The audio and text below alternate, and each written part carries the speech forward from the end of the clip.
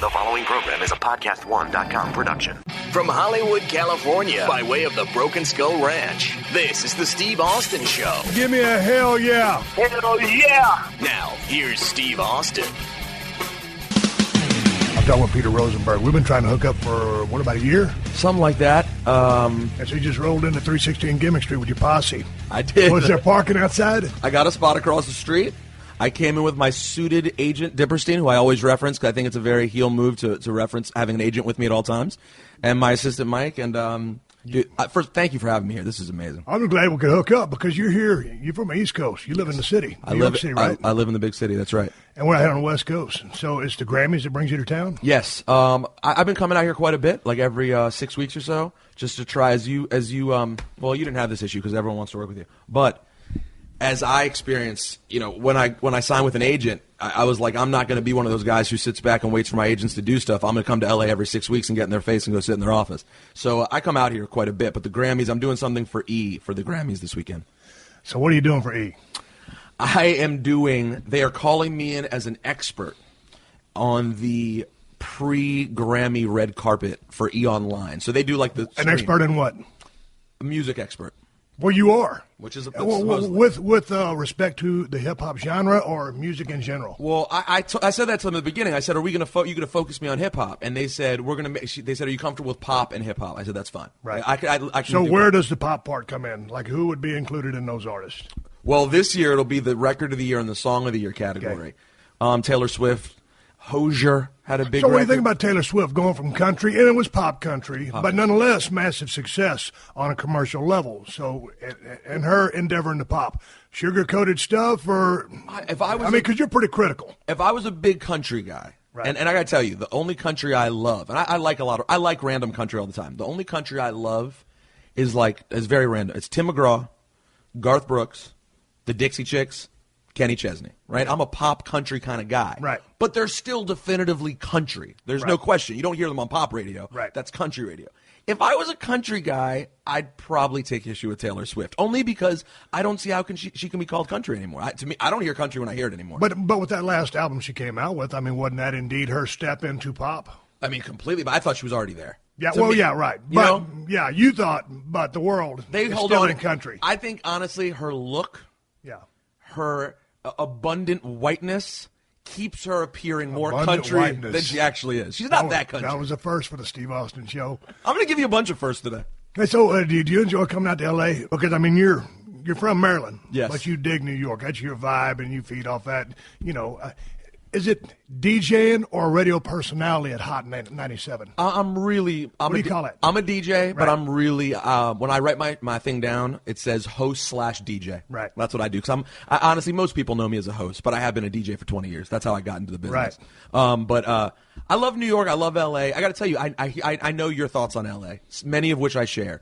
But I got to tell you, when you live on the East Coast for as long as I have, sheerly the quality of life because of the weather is such a huge deal that I love coming to LA. Right. Because it's awful in New York right now. It is. I want to give a big shout out to everyone in New York it's so miserable in that place right now. So to be able to come out here, I'm able to see through a lot of the bull about the city because of how nice life is here. Right. But I do understand the thoughts you have on it. Listen, LA is LA. There's no question. How different are the people in your mind? I think it's... Swig a Red Bull for the working man. There you go. Delicious. Diet Red Bull. Keeping it sugar-free over here. Difference, people. The difference in people. I think it's overstated. I think every time you get out here, all New Yorkers all go, I hate people in L.A. They're all so phony. Whenever I get to L.A., guess who I meet? All New Yorkers who move to L.A. and hate L.A. That the whole city is filled with them. Everyone here. I always thought L.A. was full of crazy people. My wife is from here. She's crazy enough to marry me, but she's not really crazy. So it was the crazy people that moved here. I think L.A. in and of itself is a pretty cool city. I have a theory on that. Oh, please, expound. So here's why crazy people come to Los Angeles. Is this going to be like an E equals MC squared thing? It's not that deep. I can't go that deep. Because, for what I just said, the weather's so beautiful in L.A., and there are two reasons people move to L.A. To act and for the weather. Right. Both of those people are often incredibly superficial, shallow people because they let their life be dictated either by wanting to be in front of a camera, which you and I understand to an extent, right, or weather. They needed the weather. It was number one. It was more important than anything. Whereas someone like me or you, the reason you love Texas, the reason I love New York, is because of all these other things. Right. So I think there's a certain kind of mentality in those people that makes them crazy. Right.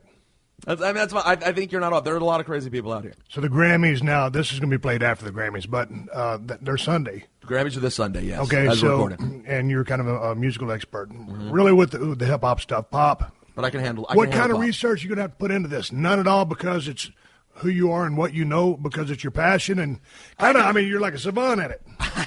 I call this son bitch a savant. I don't know. I was going to say, I don't know if I'm not that good. I had to listen to some stuff. I knew all the artists that were nominated for the major award. No, that's not true. I didn't know Hozier. I had to listen to some stuff, but that's it. And the thing is, it's not that different, in terms of what makes you good at this and what makes me able to go out and do that isn't that different. If you have a lot of personality and strong opinions and you're able to deliver it on a microphone, right, there's a place for you to do it. And so I live music. So even if I didn't know the artist, if I spent an hour before listening to it, I can have a good idea of where to go. So it didn't require a ton of research. But listen, I could screw the whole thing up and never get called by you again. So I'll talk to you after Sunday. But I think I'm excited about it. I think it'll be good. Is it a pretty big role and be doing a lot of talking? Here's why it's a big role, because I'm a big deal in hip hop, but yes, I have not stepped into mainstream. Right. And thanks to my wonderful agents giving me this opportunity without ever worked with me before, just saying, come out here and get on the red carpet and do this thing with us. That's a big deal. Yeah. And you can't, it's like getting heading to a big promotion and getting a big match for the first time, and they say, hey, out of the gate, you're on a big card. You're going to come out on a pay-per-view and have a match early in the card. That's essentially what I have. So it's a big opportunity, and I can't mess it up, but I think people, I live for those moments. Those are what you look forward to. Now, you grew up in Maryland, right? Yeah. So what was it that really made hip-hop resonate with you, and then you knew that this was something that you want to be a part of, and you really dug as a musical form? It was going to New York, where my parents' family's from, my dad's family's from Queens. Going to New York and listening to the radio with my brother. And I always thought I was going to be a sports guy. I was like, music's cool, but I love sports. And then I happened to be getting into it as the culture was evolving. And I was in New York listening to the radio. The stories I have from even listening to the radio, I tell people, and they can't believe I was so lucky to have been around it. And then, but you're 35 now. What was playing back then? And how old are you now? I'm 35. That's right. I know, but you're 35 now. Then as a kid, I was 8 when you knew. It started at 8 or 9. So, man, what were the acts that were popular back then? Well, listen, I can name a lot cooler sounding ones. But the ones that were. The truth is, the first act that got my ear that I was like, was Jazzy Jeff and the Fresh Prince, Parents Just Understand, 1987. Right. That song was a monster smash. I'm sure you remember. It's a huge, huge record. Got Will Smith on the map. And that was the beginning, but then my brother started playing me all the other stuff, the Big Daddy Kanes, the EPMDs, Eric B. and Rakim, Run DMC. And it was all that. And then I got, it's the same passion I have for anything that I love, which essentially is mostly hip-hop and wrestling. Right. Once I get into it, there's no stopping. And I often make this joke at the radio station. We always I make a lot of white jokes because I'm the white guy at the radio station. White people have a tendency when we get into stuff to we don't just like it peripherally in a cool way. We want to learn everything. We have everything. I mean, Dipperstein, who's sitting over there in his house, has every issue of WWF magazine that was ever made. It's not just one thing. You do the whole thing. Right. So I took hip-hop so seriously that when I started getting opportunities after high school, when I went to University of Maryland, got at the radio station, these guys who wanted to sort of look down their nose at me because I was 18 and I showed up like I'm ready, they all had to respect me because when the conversation came up, I knew it. I just knew it. I just studied it. I was ready, and that's how it just spoke to me. It's I got to tell you, it's not unlike you, to be honest. Not to kiss your ass. I actually say this quite regularly. Your persona and what resonated with Stone Cold Steve Austin with the people is the same thing that resonated with people about hip-hop. Right. NWA and Stone Cold Steve Austin ain't that different. Right. It's telling people to F off. Right. And as you're a kid, I lived a very Jewish, upper-middle-class, regular suburban life. Hearing that was fascinating. It was sometimes scary. It was like, what am I listening to? These guys are talking about shooting cops and this is nuts. And I just got enthralled.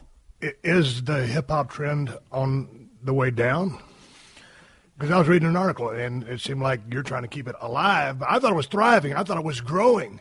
But from what I was reading, it seems like it's going down. Well, it doesn't seem to be true to me, but that's what I read. Business-wise, it's great. I mean, it is the most important genre of music still. It sells more.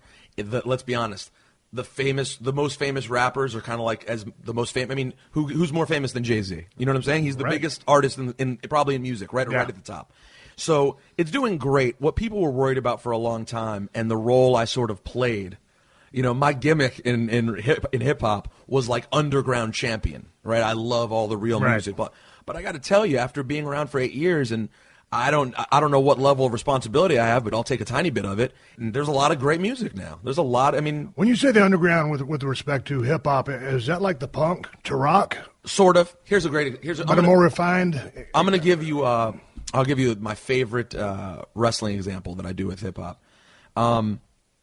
When CM Punk and Daniel Bryan became the two of the 3 or 4 top biggest stars in the company, and I told Punk this, and he geeked for it.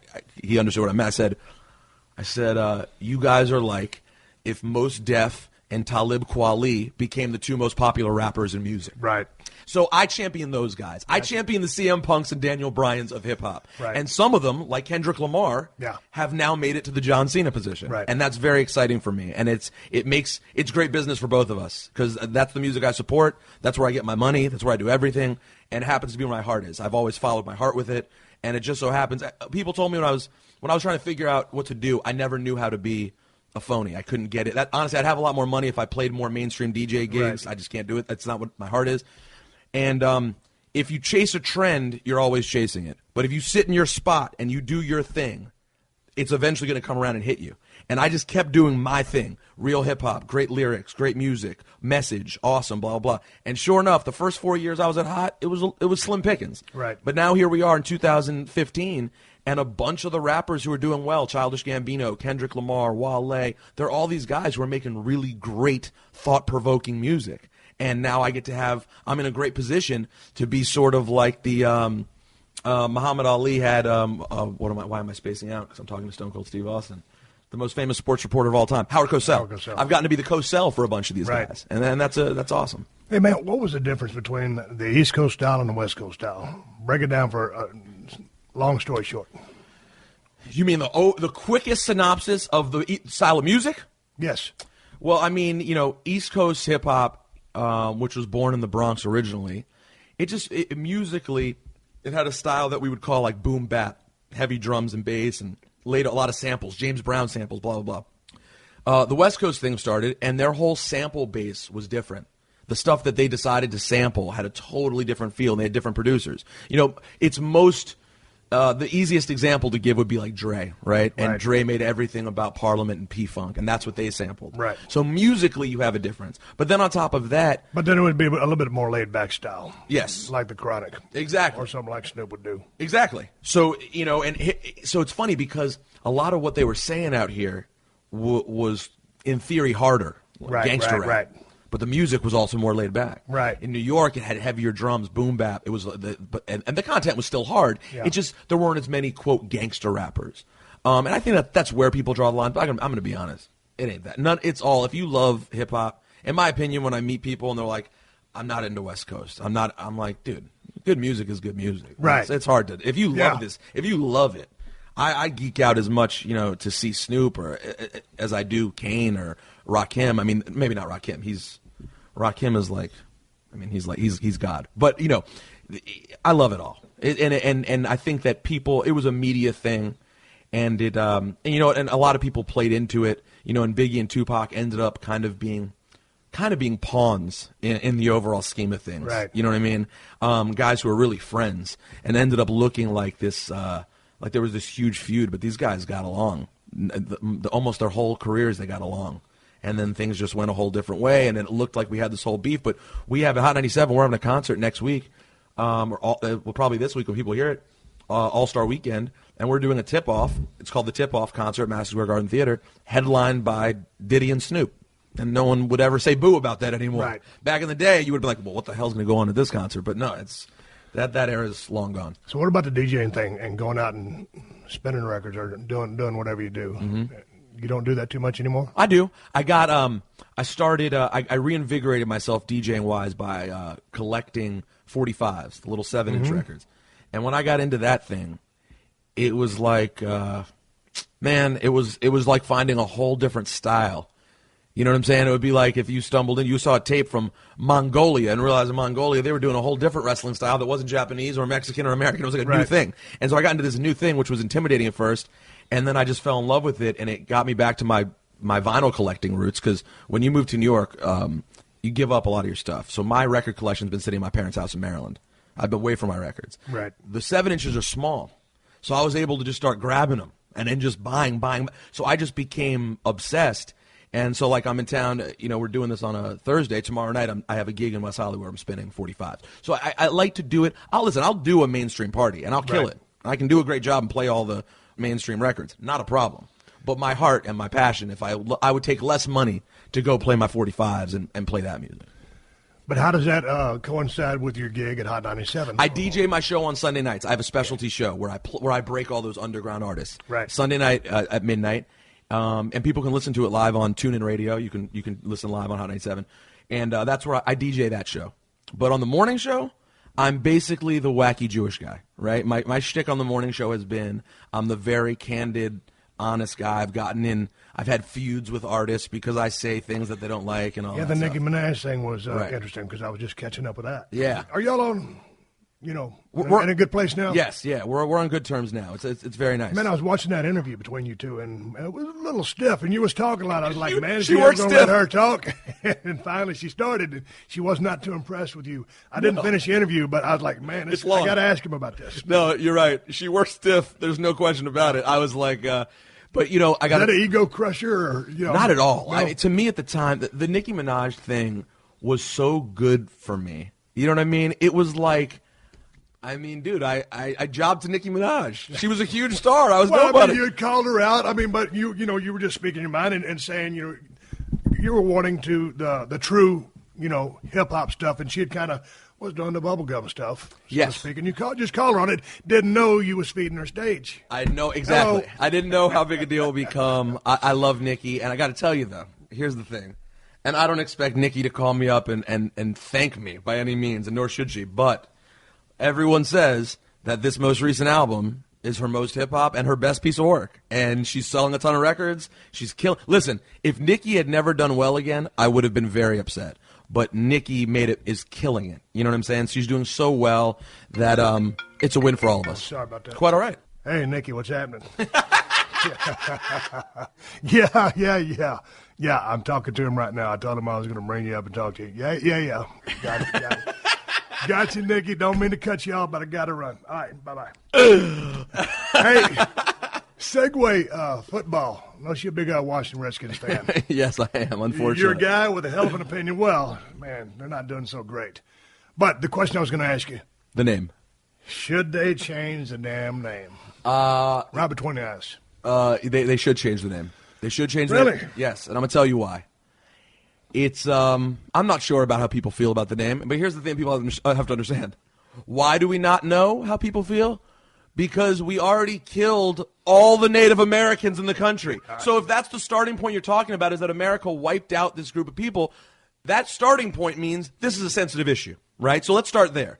It's the biggest genocide like in history, right? So let's start that's a very sensitive thing, and the reason you don't know any Native Americans is because they're all gone, and that's how tragic that is. So that being said, I don't think all Native Americans are offended. But I think some are offended. Right. And more importantly, the world we live in is the world we live in. And Dan Snyder is never going to change that. So you can fight this fight as long as you want and make yourself look worse and worse and make the team get more and more hated, or you can get in front of it and do it, because they're never going to keep the name. It's impossible.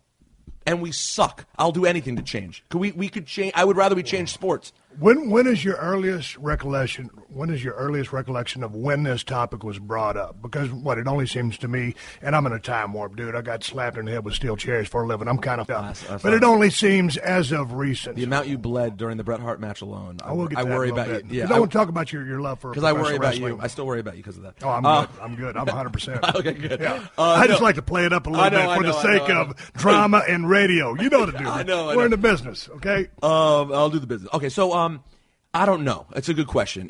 Listen, it always got mentioned. The first time it really came up, became a thing, was 20 years ago.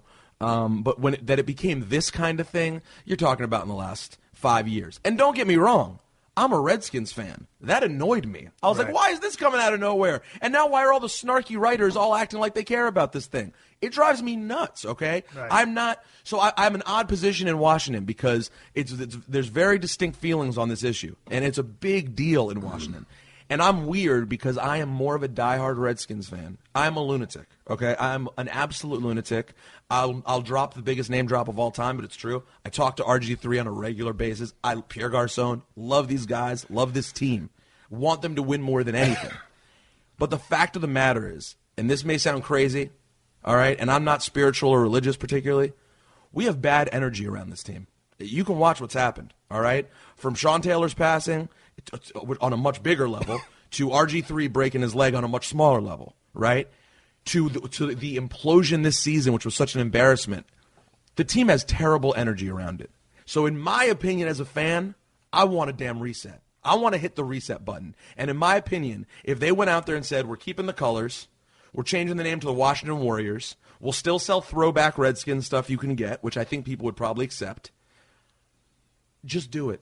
Get ahead of this thing and change this thing and make it positive and get your team out there looking positive. Now you just spit out Washington Warriors. Is that in consideration? That's out there. That's the one I like. Actually ain't bad. It's not bad. It's not bad. It sticks with the Native American theme. The helmet, they just changed the logo to an arrowhead instead of the face. It's not that hard to change. Kansas City got the arrowhead, man. You can't. Different arrowhead. We have a throwback arrowhead. Oh, come on, a throwback arrowhead. I'm calling Bo, and I'm calling it right now. 316 Kimmick Street, Peter Rosenberg. The Steve Austin Show. The Steve Austin Show.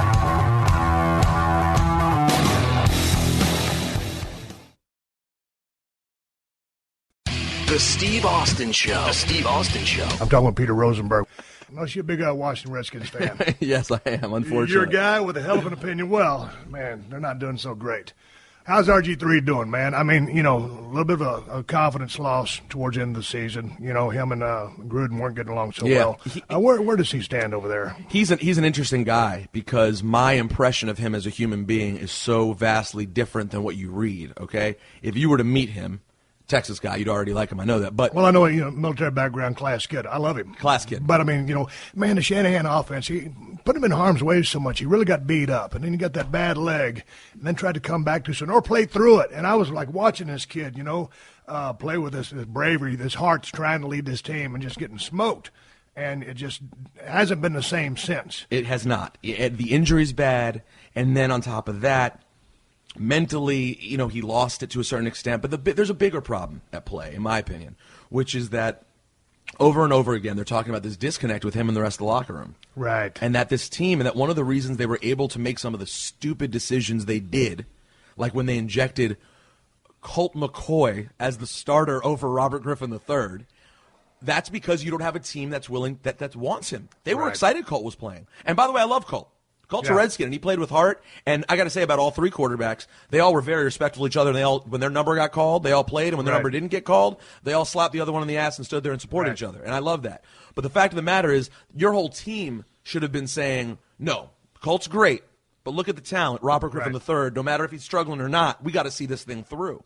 And they didn't do that. And why didn't they do that? So, I know Robert, but I don't know him well enough. Although at some point I'm pretty for it. I probably will tell him how's it going with the locker room. Right. Because he's got to be. And it's not because he's the best dude. This guy, when you're in a room, is the most charismatic leader. He's such a great dude. He has it. If he doesn't make it in this, let me tell you something. If it doesn't work out the next year and he ends up in that, Robert Griffin III's going to be fine. Don't you worry. But he's going to be on TV. He's going to be a politician. He's going to be something. He's a star. But he needs to communicate better with that locker room and make them love him. But for me as a Redskins fan, here's my feeling on it. Robert has struggled. He's made mistakes. Some people complain that he took too many endorsement deals. I think that's listen. I don't know about taking too many endorsement deals, man. If there's a good opportunity and there's a great sponsor, you got to jump on it. You got to get it while you can. And as we learned after his injury, who knows how long you have. Mm-hmm. So everyone will tell you, Andrew Luck didn't take any his rookie year. Andrew Luck wasn't getting the same offers Robert Griffin III was getting. All right? No, he wasn't. They're not the same charisma. It's a different kind of thing. So I don't think that was the downfall. Again, I want to know what you think. No, you're closer to the franchise than I am, but a guy going out and doing gigs. I mean, if he's got his nose in the playbook and he's doing everything he can, but my biggest thing was early on those first 2 years. Man, tell him to get on the ground. Don't take those hits because, man, it's like, we're going to see what happens with Johnny Manziel. He was able to be really shifty in open space when he played for A&M. In a straight line, turns out he's not that fast. He was just so elusive at the collegiate level. Everybody said, hey, man, nobody can touch this guy. Well, same with RG3. I called him I picked him when he was at Baylor to pick the Heisman, to win the Heisman. And he did. And I saw it coming. I just think he's a premier athlete. But, God, they got to coach him up and tell him, dude, get on the ground, save your body. These guys, dude, if you're wearing a quarterback jersey, if you play the quarterback position, they're coming to smoke your ass. And, the window is closed on, you can't hit a QB late. I mean, there's so many things. Even if they're sliding, you can't tap them. So if you got a stand-up shot on a guy, especially if he's running, they're going to try to smoke him. And he loved it.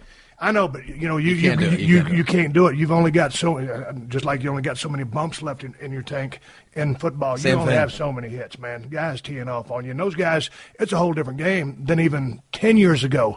The guys are bigger, stronger, faster. And then you always had the guys who were ahead of the curve, your Reggie Whites, people like that who were just premier. But these guys these days J.J. are Watt, just J.J. Watts. And also the equipment has got so good that, there's a trade-off.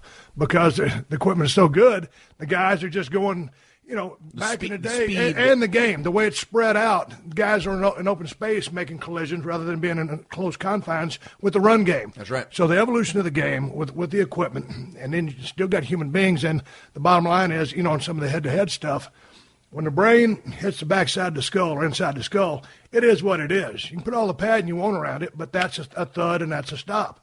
You see the guy get lit up on the, God dang, what was it? Was it Cliff Averill who got the concussion against the Patriots the other day? I mean, it was just kind of a sideways hit. It didn't look that Boom. crazy? Yeah.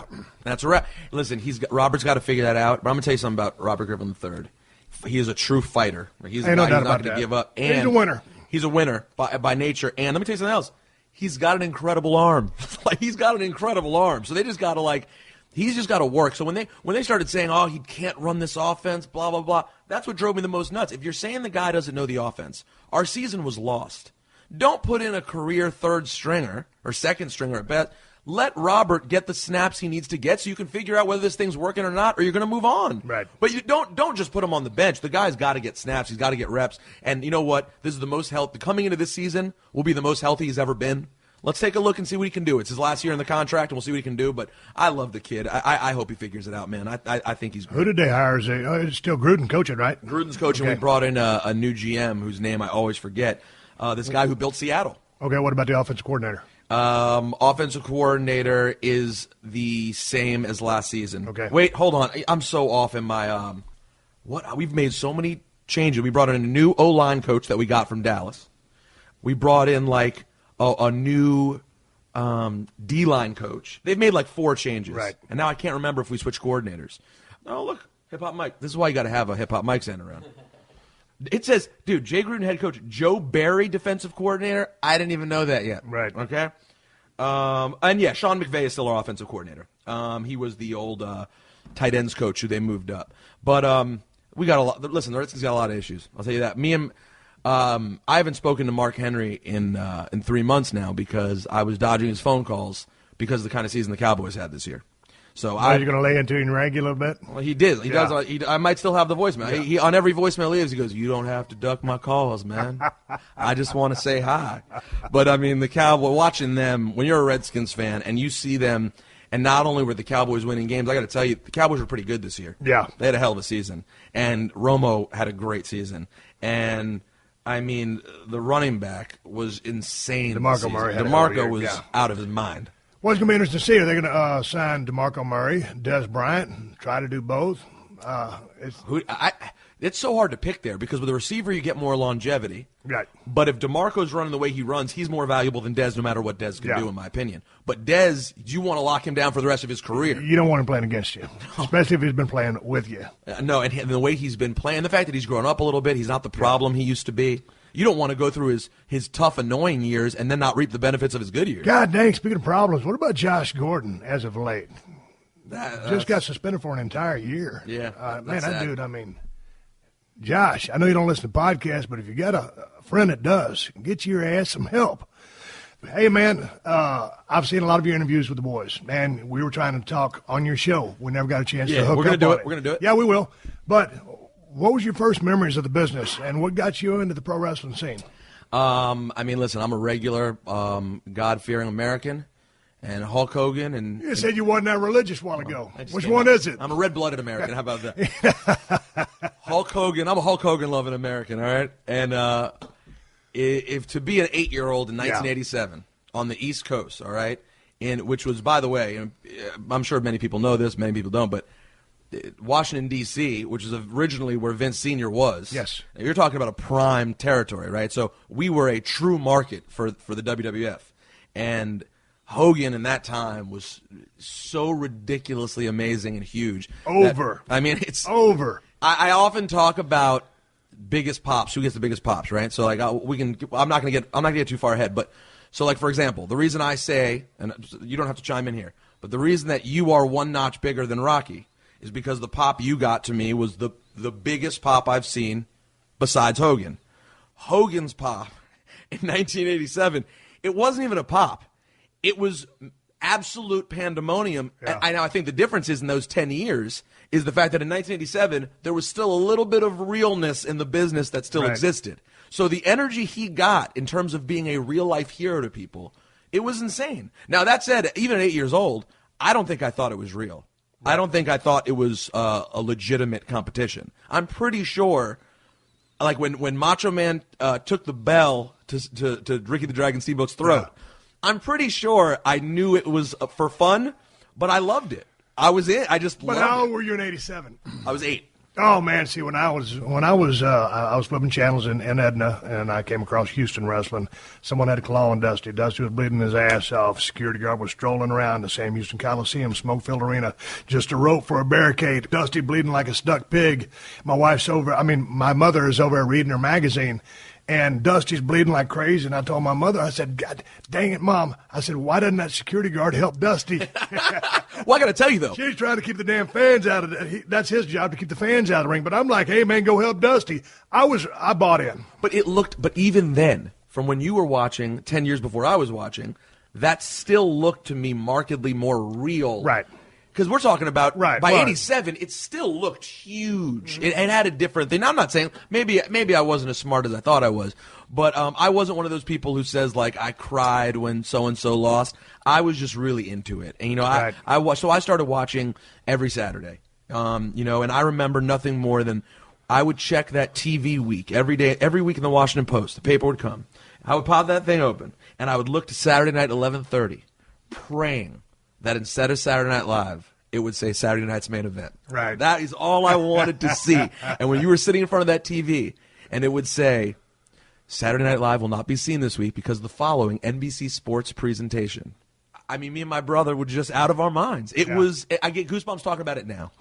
There is a joy that it brought me that, that still brings me to this day. Now, the current product doesn't get me necessarily quite to that level, but I don't know. But it's because of that, or the fact that you're 35 years old. I'm 35 years old. Yeah. If I was 8 now, I'm sure I'd feel the same way. But I mean, that I got to tell you, that's why I'm the world's biggest mark for the network, because I'll never get through everything that's on there. Right. And I love watching the stuff from my childhood, and I love learning about the territories that I don't know. Do you ever watch the Tuesday Night Titans? Oh my. Man, that's one of my favorite things on there. I mean, Vince doing his shtick, I loved it. I got to tell you, I think it was the best. I think it's Vince at his best. I do too. On camera. Yeah. This isn't popular always, but I've been talking about it. I do a wrestling podcast as well called Cheap Heat on Grantland, and me and my partner Dave Shoemaker, we always talk about this. I don't love Vince on commentary. He was loud. He was good in doses on commentary. I really believe that. Now, in obviously, doses. No, see, that's what I said. Yes. In doses. And also, it's funny because when you sit here and talk about pro wrestling, I got a good friend, Zach Wild, the guitar player for Black Label Society. He is the biggest Ultimate Warrior fan in the world. And, hey, man, I respect Warrior for being a hell of a top draw.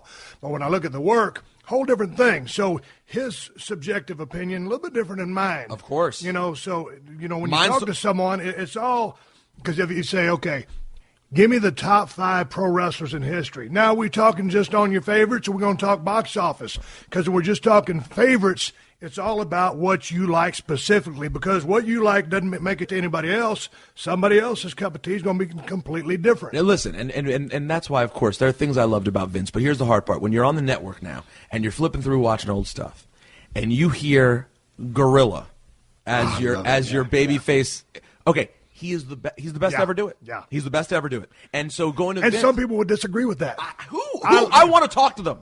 Who could say there's anyone better than Guerilla? I agree, but I'm just saying. Go ahead. So that said, Vince was cool as a commentator, and he was great with you as Mr. McMahon. Right. However, when he was playing the sort of shticky host on Tuesday Night Titans, and dude, you get a chance to watch interviews with people like S.D. Jones, people you would never get to hear from. Yeah. I love it. I love Tuesday Night Titans. But also, I mean, the big thing of that was like he played the evil Mr. McMahon against me, and the owner of the company, and it never was acknowledged really until we started up that angle. Right. And I think it was some of my promos that said he was the one actually pulling the strings to the puppets that were running the show.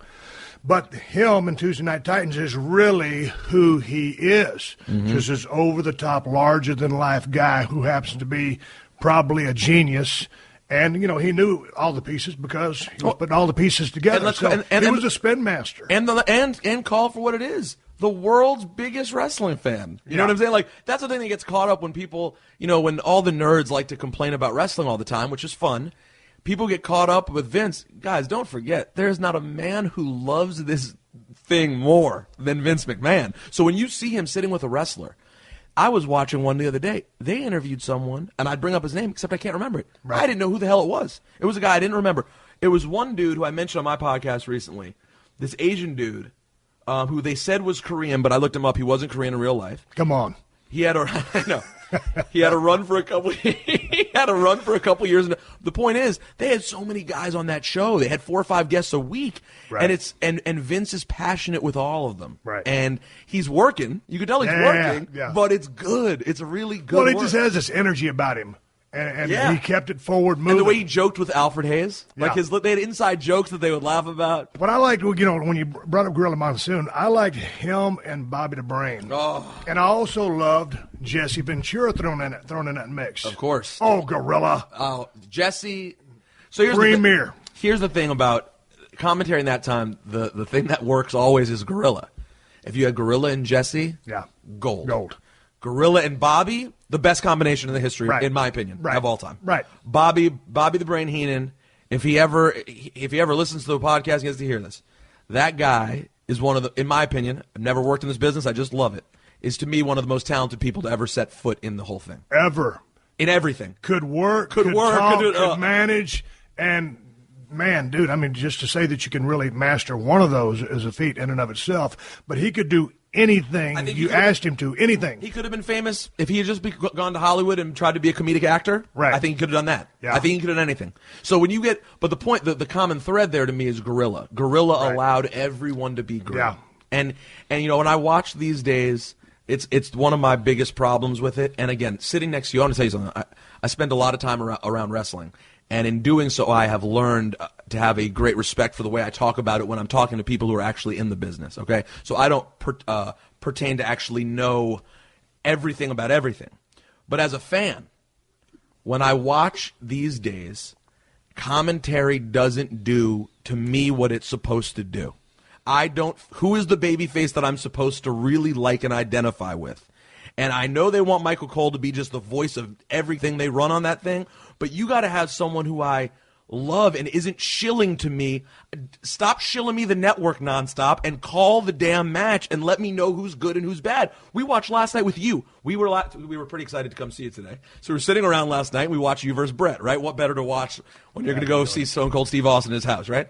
So we're watching that match, and as it ends, Jim Ross, who I love as a person and a amazing professional, he's saying, they're starting to boo. The crowd is booing Bret Hart.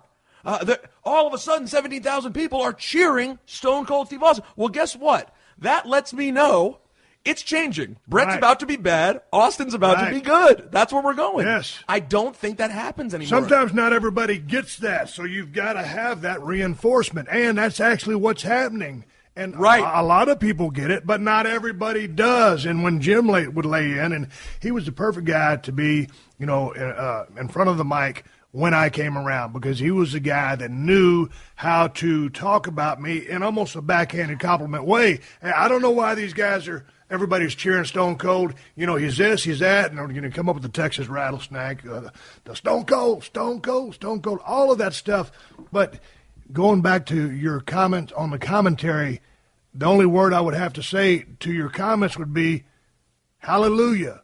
All right, folks, that wraps up my conversation with Peter Rosenberg today. We're going to pick it up this Thursday on Unleashed as we talk everything pro wrestling as I shoot the breeze with Peter Rosenberg, a guy that I've been looking forward to talking to for a long time. He's interviewed a lot of the boys up there in New York City when the guys come through town. He's always just full of questions, has a wealth of information about the business, highly opinionated, as he says, and a real smart dude. And I had a great time hanging out with him and his buddies over at the 316 Gimmick Street Studios, my house. Peter Rosenberg, thanks for coming by the house. Hope you had a good time at the Grammys. I missed them because I was watching the Broken Skull Challenge here at the Broken Skull Ranch, the toughest, baddest, coolest show on television. And you can catch the Broken Skull Challenge every Sunday on CMT. And don't forget to check out Redneck Island this Thursday. If I'm not mistaken, we got the finale coming. See who's going to win $100,000. Don't miss Redneck Island on Thursdays on CMT. Before I wrap this whole thing up, I told you people were going to bring back a word of the day, and I'm bringing back a word of the day right now. And since this is a family-friendly version, word of the day is nincompoop. Nincompoop is the word of the day. When's the last time you used that word? What's the definition of a nincompoop? I'm glad you asked because I have the Urban Dictionary right in front of me, and I'm about to give you what it means. It means a silly, no-brain fool. A silly, no-brain fool. And I'm going to use this in a sentence for you. If you're driving in your automobile or any kind of vehicle on the road today and you fail to use your indicator, your blinker, your turn signal, whatever you want to call it, when you switch lanes, you are an absolute and complete nincompoop. Only a nincompoop would change lanes without using their indicator. That's what nincompoop means. And for you people over in the UK, can you understand that I used indicator just for you? Got a lot of fans over in the UK, and I appreciate y'all listening to the show. Now, down here in Texas, we call it a turn signal, and I call it a blinker. Be that as it may, call it what you want. If you don't use it with your little left hand, it's on the left-hand side of your steering wheel, on the steering column. It's that little stalk that comes out to the left. Flip it up if you want to go right. Flip it down if you want to go left. I would be much obliged if you would use your blinkers, your indicators, and your turn signals from here forward. Hey, man, I want to say thanks very much to everybody who listens to the show and downloads it. I got two shows, Family Friendly Tuesday, Thursdays Unleashed, carries an explicit tag where everything's off the rails. I appreciate you folks listening to the damn show all over the world. It really has become a global phenomenon because of you. And since I ain't got no advertising budget, I know you guys are telling your brothers and sisters about it because that's the only way anybody can find out about it. I ain't got no advertising budget up in this damn thing. So if you want to support the show, the best way you can is by using my Amazon links because we still got bills to pay with delivering 2 cans of Audio Whoop-Ass that you download for free. I appreciate all my sponsors on both the Family Friendly and the Explicit Show for allowing us to do this or, giving me a platform to vent entertain people and do what I do. Podcast, one-man cluster muck, audio whoop-ass. We got bills to pay. If you want to support the show, the best way to do that is using my Amazon links. Amazon USA, Amazon Canada, Amazon UK. All you got to do, go to PodcastOne.com. Click on the Keep Our Podcast Free button. Click on the Steve Austin Show. Amazon's not going to charge you anything extra, no hidden fees. They just give back a small percentage of whatever you bought and kick it back to Podcast One so everybody at Podcast One gets paid. Because believe it or not, they got these gimmicks that they keep sending to their mailbox too, and they're called bills. Anyway, PodcastOne.com, click on the Keep Our Podcast Free banner, then click on the Steve Austin Show and shop to your heart's content. Can you hear those 3 Labradors huffing and puffing in the background? My wife has been in the front yard playing with them, and our dogs are so out of shape because we got a little bitty tiny-ass yard in Los Angeles, and they come out here at the Broken Skull Ranch, and they don't know whether crap or wind their watch because they got so much room to run around and play. Moolah is an absolute dog heaven. Moolah, get over here, you old crazy thing. Hershey, the wonder dog, trotting around. She needs to lose about 5 pounds just like her old man. Anyway, folks, I appreciate you downloading the show. Peter Rosenberg, thanks for coming by 316 Gimmick Street. I got my part 2 of the conversation coming up with Peter on Thursday's Unleashed show. Oh, one more thing. I got some new T-shirts over there at BrokenSkullRanch.com or ProWrestlingTees.com/Steve Austin. All the shirts I wore this season and last season on Broken Skull Challenge. This has been a Podcast One production. Download new episodes of The Steve Austin Show every Tuesday at PodcastOne.com. That's PodcastOne.com.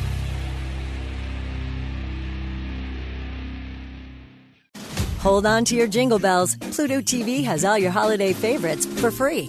Enjoy Christmas classics like Scrooge with Bill Murray or Last Holiday with Queen Latifah. Plus, dive into festive channels like Holiday Movie Favorites by Lifetime or Hallmark Movies and more. Download the Pluto TV app on all your favorite devices and start streaming holiday favorites on live channels and on demand. With thousands of free movies and TV shows, Pluto TV is your home for the holidays. Pluto TV. Stream now, pay never.